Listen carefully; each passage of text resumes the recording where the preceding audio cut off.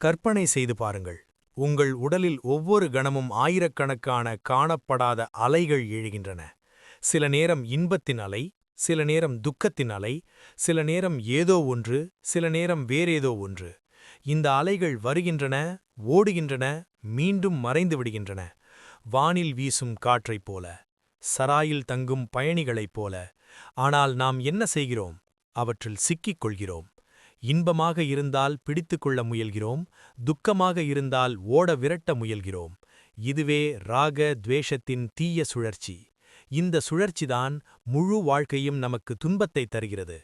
சுமார் 2600 ஆண்டுகளுக்கு முன்பு புத்தர் ஒரு மாபெரும் ரகசியத்தை வெளிப்படுத்தினார்.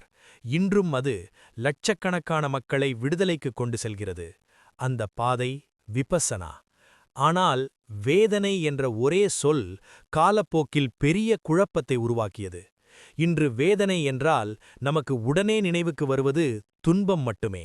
ஆனால் உண்மையில் வேதனை என்பது எல்லா வகையான உணர்வுகளும், இன்பமானதும் துக்கமானதும், இன்பமும் இல்லை துக்கமும் இல்லை என்ற நிலையும்.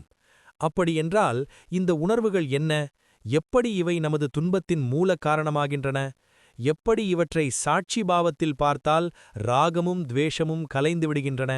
எப்படி விபஸ்ஸனா அனிச்சம், துக்கம், அனத்தா என்ற 3 சத்தியங்களுக்கு கொண்டு செல்கிறது? இறுதியில் நிர்வாணத்தின் நிரந்தர அமைதிக்கே வழிகாட்டுகிறது. இந்த விஷயம் அவ்வளவு ஆழமானதும் வாழ்க்கையை மாற்றக்கூடியதுமானது. அதனால் ஒரே வீடியோவில் அதை அடக்க முடியவில்லை. அதனால் இதை 5 பகுதிகளாக பிரித்துள்ளோம். நீங்கள் நிதானமாக ஆழமாக புரிந்து கொண்டு பயிற்சி செய்யும் வகையில். இந்த தொடர் விபஸ்ஸனா சாதனையில் உணர்வுகளின் பங்கு என்ன என்பதை விளக்கும். எப்படி அவை நமது துன்பத்தின் வேர் என்பதை, எப்படி சாட்சியாக பார்த்தால் விடுதலை பெறலாம் என்பதை விளக்கும். இன்றைய வீடியோ பகுதி 1. அனைத்து 5 பகுதிகளையும் வரிசையாக பார்க்க வேண்டுகிறோம். வாருங்கள், தொடங்கலாம். நமஸ்காரம் நண்பர்களே. 2000 ஆண்டுகளுக்குப் பிறகு விபஸ்ஸனா சாதனை பர்மாவிலிருந்து இந்தியாவுக்கு திரும்பியபோது ஒரு முக்கியமான சொல் சில சிக்கல்களை உருவாக்கியது. அந்த சொல் வேதனை. புத்தரின் காலத்தில் வேதனை என்றால் அனுபவம் என்பதே பொருள். அது இன்பமான அனுபவமாக இருக்கலாம், துக்கமான அனுபவமாக இருக்கலாம், இன்பமும் இல்லை துக்கமும் இல்லை என்ற அனுபவமாகவும் இருக்கலாம். அதனால் அக்காலத்தில் இன்ப அனுபவம் இன்ப வேதனை, துக்க அனுபவம் துக்க வேதனை, இரண்டும் அல்ல அதுக்க வேதனை என்று அழைத்தனர். ஆனால் இன்றைய இந்தியாவில் வேதனை என்ற சொல் துன்பம் என்ற ஒரே அர்த்தத்திற்குள் சுருங்கிவிட்டது. அதனால் சுக துக்க நடுநிலை அனுபவங்களை வேதனை என்று சொல்வது மக்களுக்கு குழப்பமாக இருந்தது. அதனால் விபஸ்ஸனா பயிற்சியில் உணர்வு சென்சேஷன் என்ற சொல் பயன்படுத்தப்பட ஆரம்பித்தது. அதனால் விபஸ்ஸனா சூழலில் இன்ப உணர்வு, துக்க உணர்வு, இரண்டும் அல்லாத உணர்வு எல்லாம் பண்டைய காலத்தின் வேதனை என்ற அர்த்தத்திலேயே புரிந்து கொள்ள வேண்டும். ஒரு முடிவில்லா ஆகாயத்தில் விதவிதமான காற்றுகள் எழுகின்றன. கிழக்கிலிருந்து, மேற்கிலிருந்து, வடக்கிலிருந்து, தெற்கிலிருந்து. சில காற்றுகள் சூடானவை, சில குளிர்ந்தவை, சில தூசியுடன், சில தூசியின்றி, சில மணமுள்ளவை, சில துர்நாற்றமுள்ளவை, சில பேரழிவை ஏற்படுத்தும், சில அமைதியானவை. ஆகாயம் அவற்றால் பாதிக்கப்படுவதில்லை.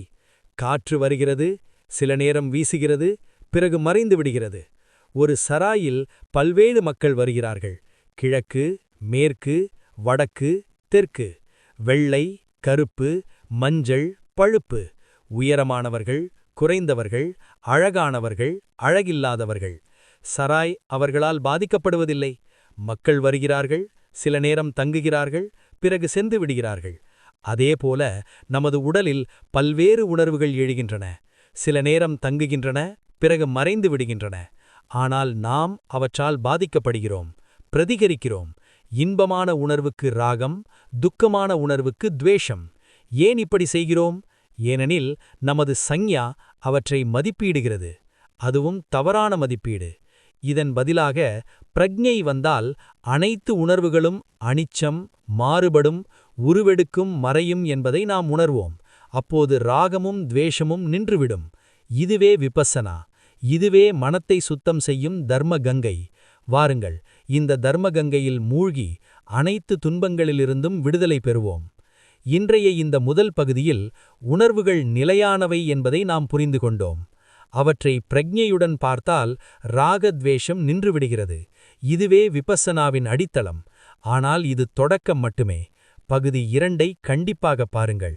உங்கள் வாழ்க்கைக்கு இது பயனுள்ளதாக இருந்தால் லைக் செய்யுங்கள், பகிருங்கள், சேனலை சப்ஸ்கிரைப் செய்யுங்கள்.